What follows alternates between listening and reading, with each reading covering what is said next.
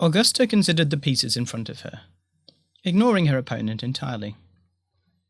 She found the gently discordant strings of the Yorkshire musicians oddly soothing. The apparent randomness of the notes put her in mind of wind chimes that hung outside her window back at the spire. They served as a not unpleasing counterpoint to the susurrus of conversation, and silk on silk, as their hosts moved around the outskirts of the gaming arena. She marvelled again at the colours, the sheer vibrancy of them, and the contrast between their flowing garb and the high-collared tunics, coats and baggy trousers of the Tsumishi. It was a timely reminder that no people are a monolith, that within any other nation there was easily as much diversity as there was within the Empire. Perhaps the same was true of the Assaveans. She glanced up at her opponent on the other side of the arena. Master Azad was apparently a cousin of the Ceruleo, most of whom had perished in the destruction of Chalancia. He was glaring at his own pieces, at the board state, with such intensity, it was a wonder the beautiful gilded wooden pieces did not combust spontaneously. Another little detail. The Faradin tried to make sure anything made of wood was beautiful, simply because the material was especially precious to them. It amused her that the Yochi had put her in this position, playing a game of strategy that mimicked certain elements of war against an Assavea's diplomat. She knew they were watching, assessing, learning about both their guests by the moves they made. It likely amused them that neither she nor her opponent had much experience of the game, certainly not enough to understand its myriad intricacies. After a few false starts, though, she had realised just how subtle the game could be, fascinated how the pieces related to each other, the way they changed the value of those around them. It was a little like a faint echo of the net of the heavens, nodes supporting and influencing each other, and she kept her face calm, her poise concealing what she'd just noticed about the arrangement of Azad's pieces. She moved forward, holding her robes close, and selected one of the light wooden pawns. She moved it forward and to the left with a precise casualness. Then she stepped back, surrounded by the castle-shaped wooden playing pieces. Azad snorted, barely registering what she had done. He believed he had the upper hand and that the game was almost over. She agreed with him. The Assavean picked up his remaining swordwind, moved it forwards, and took what he assumed was her emissary, but was in fact her howling hunter. There was an appreciative murmur from the Yoki. Azad stared down at the revealed piece, uncertainty on his face. Quietly, Augusta moved forward and revealed the pieces next to the howling hunter, and with each piece, Azad's face turned more thunderous. The combination of rolls, the combination of flames, intensified the power of the howling hunter and spread its influence. There was a scattering of applause. "I believe," said Augusta politely, "that this means that in addition to your swordwind, you have lost both your castle gates, which, unless I have misunderstood the rules, means your heart is exposed, and thus, I think—" She fell silent, staring up at the large man. To his credit, he did not let his fury show, and neither did he bluster. He simply walked back across the board, knocked his heart over, and conceded defeat. The two of them stared at each other over the board and the wooden pieces, and she could see in his eyes that he wanted very much to hurt her. She treated him to a polite bow, which he returned very stiffly. "Excellent play," he said, loud enough for the Yorkie to hear. "But of course, real warfare is nothing like a game." She felt no need to reply to him. Thanks to this particular game, she now had a much better idea of who she was dealing with, and she rather suspected the watching Yorkie did as well. Overview. Each season, the Civil Service prepares a summary of the Empire's relationship with the foreign nations, based on communications received from their ambassador, along with any useful intelligence gathered from other sources. While the Senate and the other houses of imperial power may respond to these offers, it is important to note that it is the appropriate ambassador that the foreign power will expect to hear from. Their communication with the foreign power is the primary element that will determine the tenor of any response. The lifeblood of Faradin is trade, but it is also a country of canny wizards, courageous warriors, and proud, albeit heretical, priests. They currently do not share a border with the Empire, lying beyond the Jotun and the Iron Confederacy, but that does not stop them sending their caravans to imperial markets, despite the high tariffs they must pay to pass through the lands between. Diplomatic relations between the Court of Five Winds and the Imperial Senate are changeable. Warm one moment, cool the next, but it has never come to open warfare. Right now, Faradin is squeezed between two competing interests, the Empire on one side and the angry plenum of the Assavean Archipelago on the other, and they must walk a knife edge between the two powerful nations. The Faradin ambassador to the Empress is Mistress Singhua Karadraka, A relatively recent appointment, he replaced the former incumbent, Lady Saretta of the Red Moon, at the insistence of the Liege of the Five Winds, following their assumption of the position in a relatively bloodless coup. Mistress Xinghua advises the Court of the Five Winds on all diplomatic matters, and speaks on their behalf to foreign ambassadors.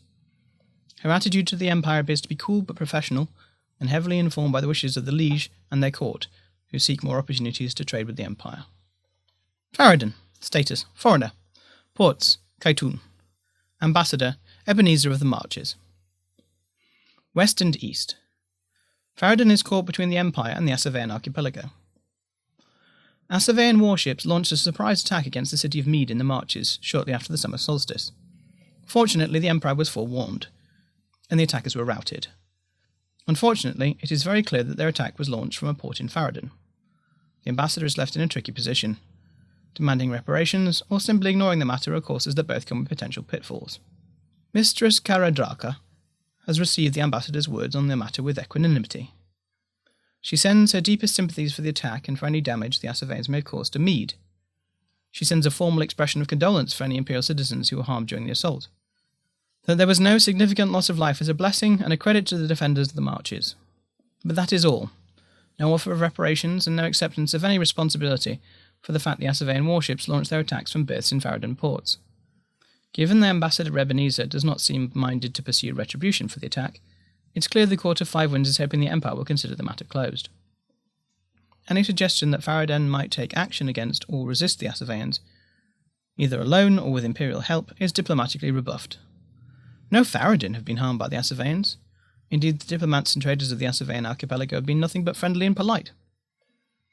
Mistress Karadraka is far too professional to allow her personal feelings to show through, but she reassures Ambassador Ebenezer that there are no possible grounds for a joint resistance to Asavea, passive or otherwise. The Court of Five Winds is trying to keep Asavea a little at arm's length because it has no interest in being subsumed by any larger power, and knows the risk of accepting too much Asavean patronage. It has no interest in becoming a satrapy, especially not one far from Asavea and on the borders of the Empire. She also politely declines the offer to allow Imperial soldiers to assist in quelling internal dissident factions. She has no idea how such things might be done in the Empire, but the Court of Five Winds does not deal with political disagreement by suppressing or imprisoning those in opposition. Such a thing would be an unthinkable outrage against the faith of the Farad'n, the courage and pride of the families. It would inspire a thirst for justice that would take generations to quench. She is, however, interested in talk of treachery wrought amongst the Farad'n. If the ambassador has any proof of such treachery, the Liege of Five Winds will be very interested to see it. Our neighbours, the Chimetzi. The Celestial Arch have dispatched emissaries to Farad'n. Visiting the Chimetzi family, they have been invited to travel as guests to the court of other Farad'n wizard families. With the support of the Imperial Conclave, Grand Master Xanthippe of the Lighthouse in Nikephoros urged members of their order, the Celestial Arch, to investigate the Asavean threat in Farad'n. In summer 385 YE, the Celestial Arch established excellent ties with the Chimetzi family of Pelebuhan, whose High Lord commands the port of Kaitun, and is seemingly well disposed towards the Empire. A delegation of Order members travelled to Farad'n to explore the situation there, with a focus on determining the attitudes of Farad'n families to the Asaveans.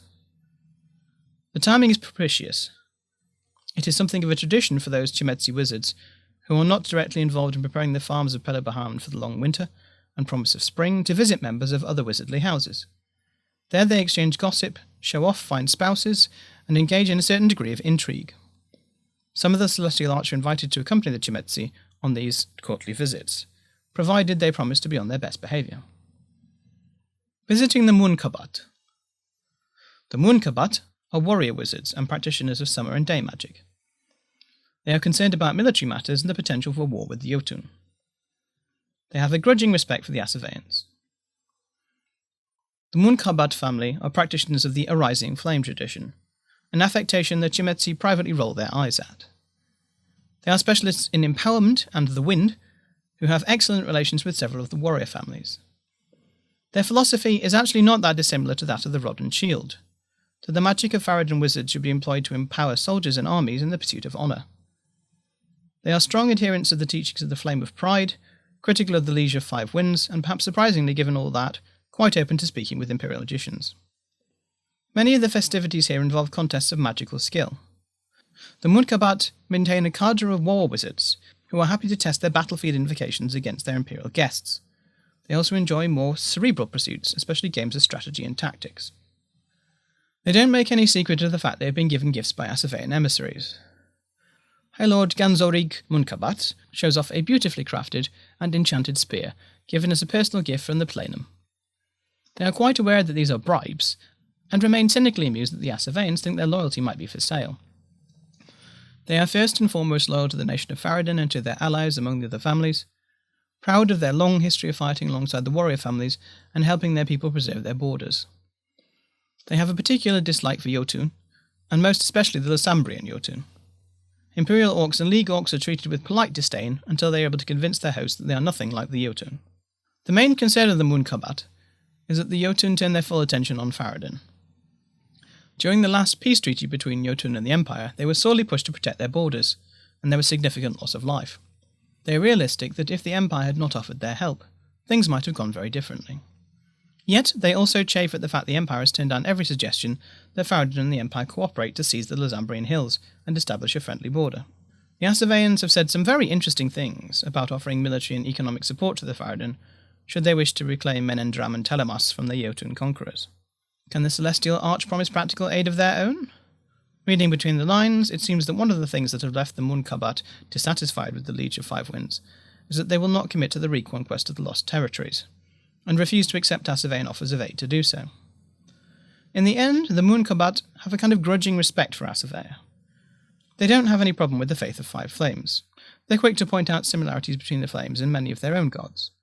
The Asaveans seem genuinely impressed with the magical prowess of the Munkabat, comparing them favourably to their own magician families. And whatever else thinks of them, their actions on the Brass Coast and the burning of Sirach suggest to the wizards of the Arising Flame that Asavea has a much better understanding of justice, and perhaps pride, than the Empire does. This last issue does threaten to provoke contention. The view of the Munkabat is clearly based on what the Asaveans have told them, namely that the Empire attacked Asavea, an ally and trading partner to that point, without warning, which the Munkabat see as a lack of loyalty and pride. Then they raised the city of Chalansio, a terrible crime by any reasonable standard. In return, the Asaveans have acted to punish the Empire, an eye for an eye, a city for a city. That seems right and just to the Munkabat. It is a good job that some members of the Celestial Arch are consummate diplomats, able to smooth things over. Otherwise, the views of the Munkabat might well have provoked a disastrous confrontation. Guests of the Yoki. The Yoki family are mysterious adepts of winter and night magic. They are interested in studying the Celestial Arch and their interactions with the Asaveans. They warn that Asaveans are arming some extremist groups of Faradin who might cause trouble for the Empire. The Chimetzi warn those Celestial Arch members who accompany them to the House of the Yoki that they are known to be cunning, subtle wizards who master the arts of curse and the flame. They are outwardly allies of the Ganbatur, but their first loyalty is always to their own family. Their court is quiet, almost unnaturally so, and while they are as hospitable as any other wizards, the Arch members cannot shake the suspicion they are constantly being observed. The house favours cowls, veils, and flowing robes of multicoloured silk, and the High Liege of the Yoki, Enktuya Yoki, has apparently not been seen unveiled by anyone other than their lovers in the 40 years since they became head of the family. To the surprise and distress of the Chimetzi guides, the Yoki have invited several Asavean emissaries to visit them over winter. They clearly fabricate several situations where their Imperial and Asavean guests are forced into close proximity, but bound by laws of hospitality to be coldly polite to one another. It's obvious the Yoki are observing their reactions and weighing them up. The festivities involve a lot of art and appreciation thereof, usually under the open skies of Faradin, and complicated games reliant on social manoeuvring and emotional insight. There is also ample opportunity to spend time with the Yoki. They are remarkably candid in some areas and entirely closed off in others. They are particularly keen to talk politics. They don't try to hide the fact that some of the Asaveans offer tantalizing glimpses of the mysteries of their nameless god of magic to the Yoki, and there is talk of ritual texts and gifts of Viz, clearly intended to turn their heads. They are certainly not the only family the Asaveans are trying to convince to support their cause in Faradin. According to the Yoki, most of the families appear to be neutral on the matter of the Empire, and predisposed to at least see if the High Liege of the Five Winds can deliver on their promises. It's their opinion, however, that many of the families are slowly turning in an anti-imperial, or at least empire-neutral direction, due to the involvement of the Asaveans. High Lady Tugene Altsanig, whose family claim the entirety of Tuyahan, is simply a figurehead or stalking horse for a much larger anti-imperial faction. The motivations of many of these families is simple pride. The Asaveans have been adept at flattering the families that they take them seriously, share their exasperation for the Empire, and respect their religion. They are quick to offer gifts and empty compliments where the Empire makes demands. One of the Yorki quotes an old poet: "Both familiarity and proximity breed contempt, and lead to spilt wine." The Faradin have significantly less experience arguing and fighting with the Empire than they do with Asavea. They also deliver a warning, off the record of course. Some of the Asavean efforts are directed towards identifying what might be best described as zealous or extremist groups in Faradin, those whose courage and pride can be easily stoked with talk of justice to encourage them to do foolish and self-defeating things. They offer for free a note that some of those groups, who are very much on the outs with polite Faradin society, appear to be being actively armed by their Asavean flatterers. The Empire might want to keep a careful eye to the west, just to be on the safe side. In the Court of the Golden Flower, the Altan Tsetseg are adept weavers of autumn and day magic. They are concerned the Empire does not appreciate the difficult position of Faradin. One of the most prestigious wizardly families in Faradin, the Altan Tsetseg, are adepts of the magics of fortune and the wind, with a great deal of interest in politics, and those Celestial Arch members who visit their court find a great deal in common with them. The High Lady Ektuya spends most of her time at the Court of Five Winds, and guidance of the family falls to her 3 husbands, who engage in a friendly rivalry to outdo each other in the splendour of the amusements offered to visitors to their home. While the Altan Tsetseg currently support the Liege of the Five Winds and their relatively pro-imperial stance, they are first and foremost realists. The Chimetzi warn their imperial friends that this house is known for its ruthlessness, and its almost supernatural ability to ensure it is on the winning side of any major political events, such as the recent coup by Chinua Ganbatar. They will be friendly and sincere, but should the political winds change, they will certainly change with them. Their festivities involve many opportunities to experience luxury, with the finest food and drink, and to appreciate the beauty of their estates and gardens. There are many dances and poetry recitals and games of chance that involve significant wagering. The main concern of the Altan Tsetseg, once one gets past their smiling and welcoming exterior, is that Faradin is caught between 2 rocks and risks being crushed by either, or both of them. They are pragmatic about Faradin's place in the world, that it is a rich nation but it is not a titan like Asavera and the Empire. They are concerned that from communications with imperial citizens, with the ambassador, the Empire does not really understand the situation in Faradin. At any point, the Asavean plenum could decide that the Faradin are allies of the Empire, cut their losses, and level their coast. The Asaveans probably could not force Faradin to become a satrapy, but with the support of their mercenaries, those who wished the violent overthrow of the Liege of Five Winds could stage a significantly more bloody coup than the one that brought the Ganbatar to power. The Empire, of course, might provide its own troops to aid the pro-imperial factions, but then Faradin would become a war zone, a prize for the 2 empires to fight over. Whatever was left at the end, it would not be Faradin, and given the presence of the force that imperial citizens sometimes call the Fifth Flame, as if it were separate to the other 4, the wounds in the nation between the rival forces might never be healed. Civil war is the worst war, say the Altan Tsetseg. Also, the Celestial Arch must not make the mistake of believing that simply because the selfish acquisition of power is not one of the 5 flames, that means there is no desire for it in Faradin. They may call on the flame of loyalty or pride or courage, but there are factions in Faradin who would let their nation burn if it meant they could be on top of the heap of ashes that was left at the end, just like there are in the Empire. Chinua Ganbator, and Faradin as a whole, walks along a cliff edge. Share favour to one side or the other, too much favour, and the balancing act might end in a plunge to the rocks below.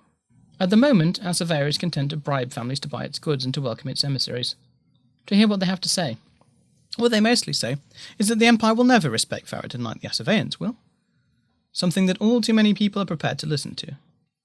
It's not so much that they want Faradin to side with them, although that would be ideal, as that they want them to turn away from their imperial neighbours, and serve as a safe nation from which the plenum can direct its spite against the Empire. The Altan Tsetseg have accepted gifts from the Asaveans, crystal manna, gifts of fine clothing and magical items, and even a ritual text presented to High Lady Ektuya in front of the entire Court of the Five Winds. All they want in return is the support of, or if it comes to it, their lack of opposition to their agenda. The Altan Tsetseg wonder what kind of gifts the Celestial Arch might give them to balance things out. Thanks from Chimetzi. The Chimetzi remain friendly to the Imperial Conclave and the Celestial Arch in particular. They indicate they no longer require Imperial weirwood. Perhaps next year? As the winter solstice draws closer and the Imperial magicians ready to return home, The Chimetzi hold a great feast in their holdings. Many of the local people are invited, and it becomes clear that a lot of the farmers are actually cousins of the Chimetzi. A great deal of food and drink is consumed, and the Chimetzi reaffirm their friendship with the Celestial Arch. There is also some talk of recent events, and the High Lord makes a point of thanking the Empire for the weirwood they contributed towards improving the farms of his domain. For now, though, the farmers of Menendram are gearing up for the coming spring, and consequently the ideal time to begin improving their farms has passed, and so has the offer to provide text for wains. Regretfully, High Lord Mukali will need to set aside the full extent of their ambition to significantly improve all the farms of Pehebuhan. It is not a complete loss, however. A trader from the Asavean archipelago was able to provide some of the required weirwood in return for a copy of one of the Osagrani rituals. Participation.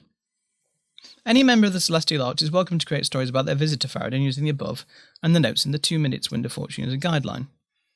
Any given member of the Order will only have been able to visit one of the 3 wizard families mentioned, however. Anyone who stays with the Chimetzi will have had a perfectly pleasant time discussing spring magic, agriculture, and the responsibilities of leaders to those they lead. Whelks and Yaks. The ambassador has expressed interest in both giant bloodwhelks and yaks. Imperial fleets visiting Kaitun will receive 2 fewer ingots of orichalcum and 1 more giant bloodwhelk following the winter solstice. If the ambassador is interested, Kaitun will stop providing whelk silver, but instead begin providing luxury goods worth 54 rings to a standard fleet. The ambassador can invite some Western Faradin to come to the marches and look at the possibility of establishing a yak ranch. Sidebar. The yak of Western Faradin are like very hairy oxen, but adapted to live at high altitudes and in cold weather. Their wool, milk and meat is much prized. The Imperial Ambassador raises the possibility of improving the trade in giant blood whelks, and the possibility of a trade deal to buy them in greater quantity. These are thumb-sized sea snails, much larger than the common blood whelk used to make brilliant purple-red cloth, and possess valuable medicinal properties when added to soup or broth. The creatures themselves are native to the Sea of Snow, gathered in pots along the coast of Pehebuhan. They are imported to the Empire by traders visiting the port of Kaitun. Sadly, the Faradin are not in a position to be able to make a regular trade in the whelks, but they assure the ambassador that they will let them know if that situation changes. She proposes that if the Empire wishes to acquire more of the delicious sea snails, they consider sending more trading vessels to Kaitun. To encourage that, Mistress Karadraga has let it be known to the pot tenders, fisherfolk and traders of Pehebuhan that the Empire is eager to acquire more giant blood whelks. As a consequence, following the winter solstice, trading vessels visiting Kaitun will find the amount of orichalcum provided by doing so reduced, and a slightly higher supply of giant blood whelks. Mistress Karadraga is also pleased to hear of the ambassador's interest in acquiring cattle from Faradin, especially the animals colloquially known as yaks, a bovine creature known for its thick hair that prospers in some of the higher western regions of the country. Mistress Karadraga sounds a note of caution, especially the idea of introducing them to Upwald. The beasts have adapted to live at higher altitudes than she believes are found in the marches, and deal very poorly with both lowlands and warm climates. Consultation with the civil service confirmed that every attempt to introduce these creatures into the imperial landscape in the past has proved an expensive and dismal failure. She is, however, more than happy to discuss encouraging trade in the products of yak husbandry, milk and the alcohol fermented from milk, lean meat and thick wool.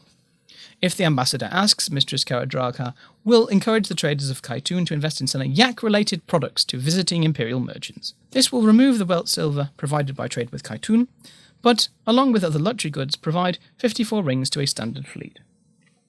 Greatest market in the Empire. The Faradin are interested in the creation of a large trade enclave in Holberg. They have asked the Chamber of Commerce to guide them as to which goods are more appealing to the Holbergers. A discussion on vote of Holberg's Chamber of Commerce is due to take place at 17:30 on Saturday.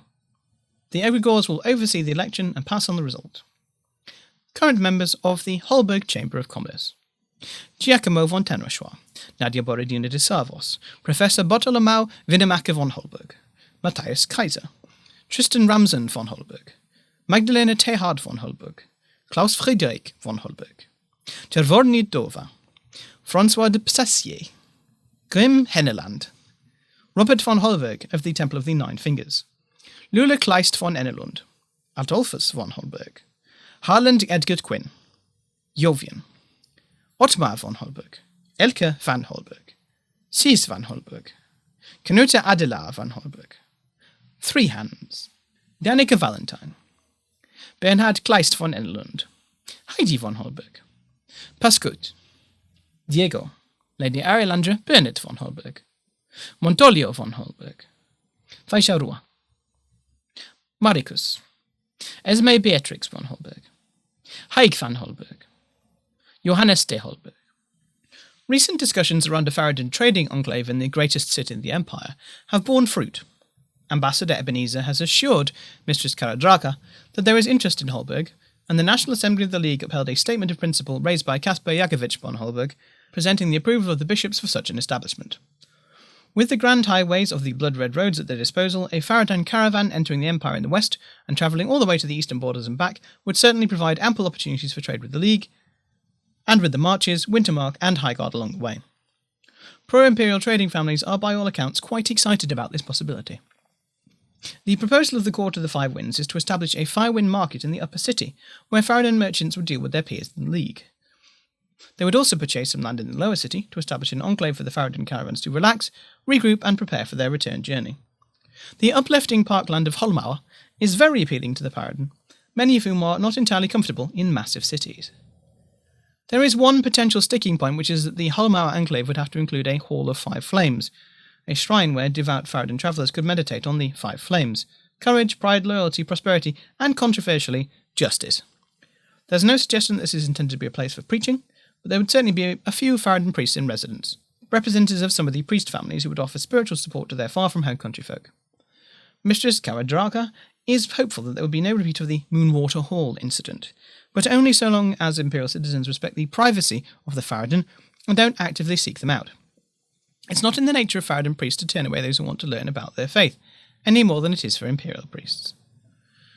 If the people of Holberg are prepared to accept the reality of a small temple dedicated to the Faradan flames in Holmauer, Mistress Karadraka is keen to proceed with evaluating the best way to set up a prosperous trading enclave in the Eastern Empire.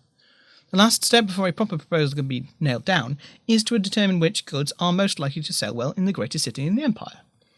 Any Faradan enclave will bring a boon of prosperity to the city, and potentially the wider Empire, but the finest goods will be reserved for the markets of Holberg. As such, Mistress Karadraka has requested that the Holberg Chamber of Commerce convene and discuss the proposals. The Civil Service have asked the League Egregores to convene the Chamber of Commerce, made up of everyone in Holberg who owns a business, to discuss and vote on this matter. In turn, the Egregores have inquired as to whether Bernhard Kleist von Enelund of Kleist's Emporium, responsible for inviting the Faradan to attend the celebrations of Holberg's 250-year anniversary, or Ottomar van Holberg of the Adilas Bank, who they know has an interest in trade with Faradan, could host the meeting. They propose to hold the discussion and vote at 17:30 on Saturday during the summit.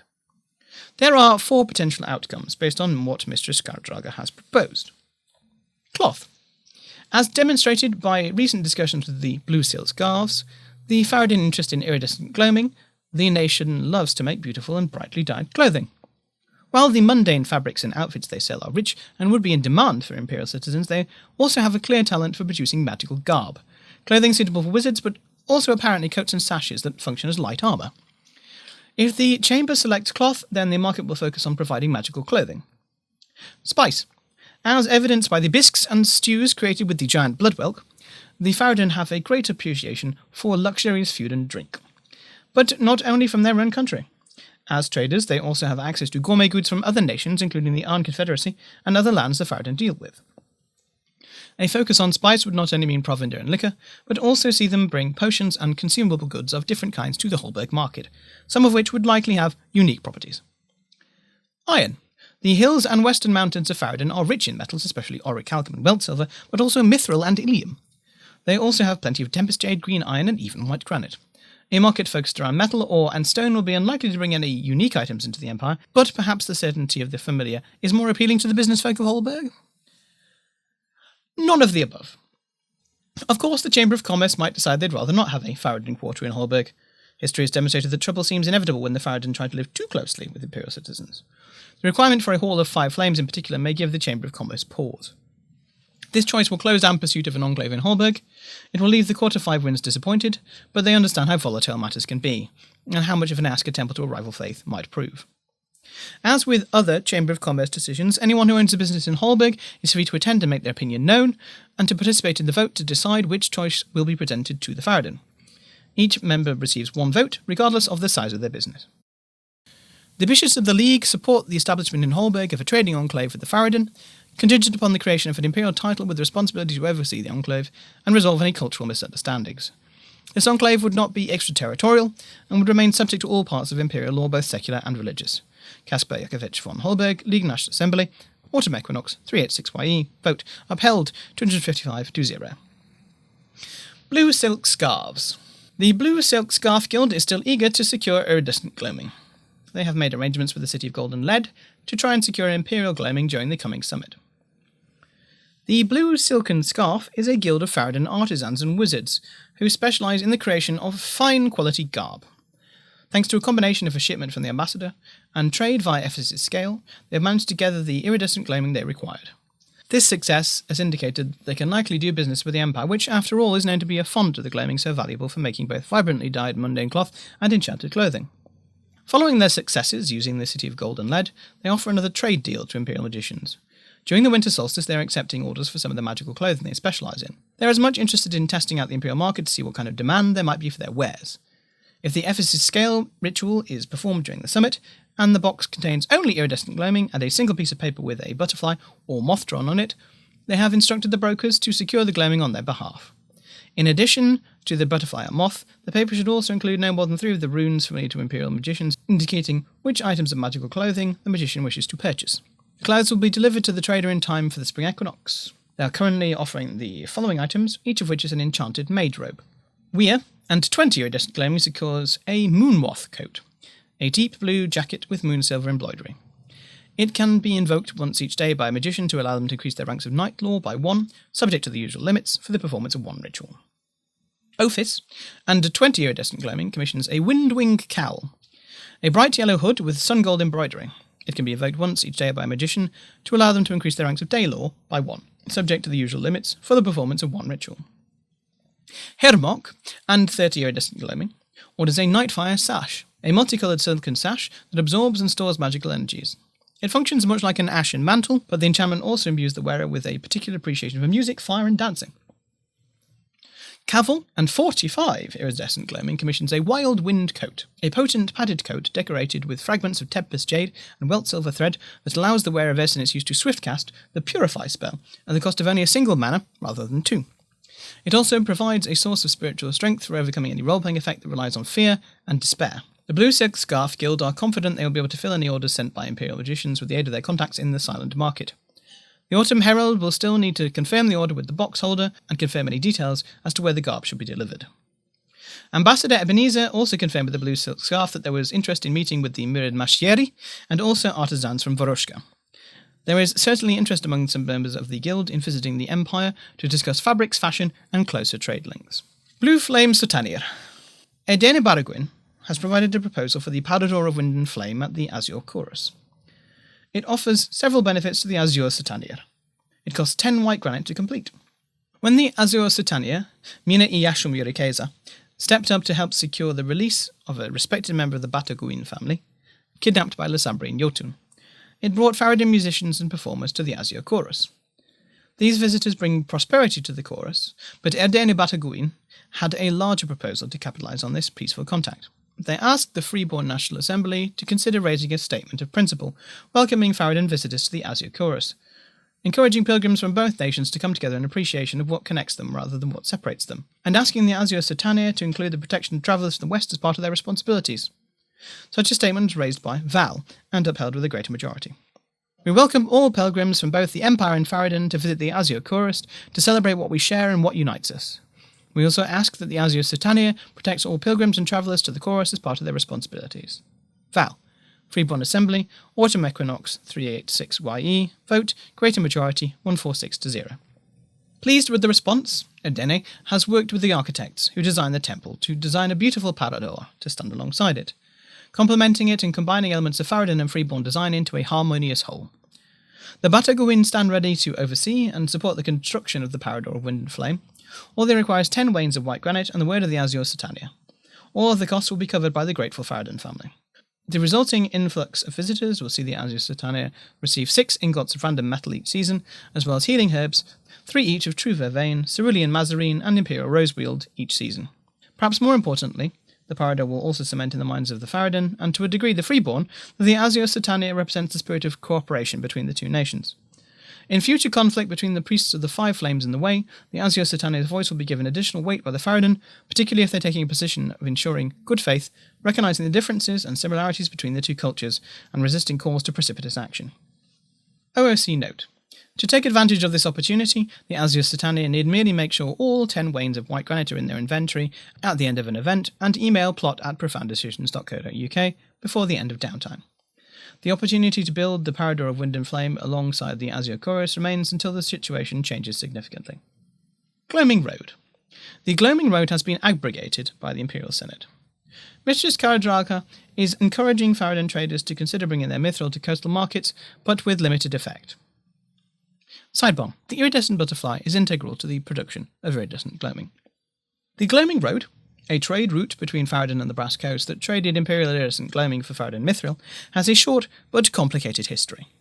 It was originally founded as a consequence of a terrible blight that struck gloaming production in the Western nation. Ultimately, with the aid of the Celestial Art Conclave Order, the blight was ended, and arguably the decline of the Gloaming Road began as Faradin's need for gloaming declined. Coupled with the heavy toll extracted by the Lazambrian Jotun on Faradin caravans bringing mithril into the Empire, Ambassador Ebenezer regretfully informed Mistress Karadraka that the Empire considered the mithril to come at too high a price. During the autumn equinox, the Senate decided to abrogate the Gloaming Road, ending the trade. There has been significant disappointment from the merchant families involved in the trade, but Mistress Karadraga remains sanguine. They were warned, after all, that the route was becoming less and less appealing to the traders of the Empire. Some of the families who were trading mithril for iridescent gloaming have responded by bringing their mithril to the newly flourishing coastal markets, or seeking other sources of the gloaming they treasure. There hasn't been any increase in the amount of mithril available to the Alder of Mead at the moment, but that might change. There were only half a dozen or so wains available via the Gloaming Road each season, after all, and there are plenty of buyers interested in acquiring Faradin mithril at competitive prices. And finally, the Court of Five Winds regretfully declines the offer made by Gisli Bearson. There is one matter which is somewhat enigmatic. Without providing any context, Mistress Karadraka asked their opposite number to deliver their thanks to Gisli Bearson for their generous offer, but after discussing the matter with the Liege of Five Winds, the court must regretfully decline. Wealthy as they are certain Gisli is, the Faradin do not believe Gisli is capable of delivering what they offered, as negotiations between two nations are rarely a matter merely of gifts or money. Further reading. Faradin, on Faradin Faith, Ambassador to Faradin, Faradin Ports, Where Five Winds Meet, 386 Autumn Wind of Fortune regarding Faradin Diplomacy, Wind and Flames, 386 YE Summer Wind of Fortune regarding Faradin Diplomacy, Faradin-related titles, Alder of Mead, Mediator of Fisk.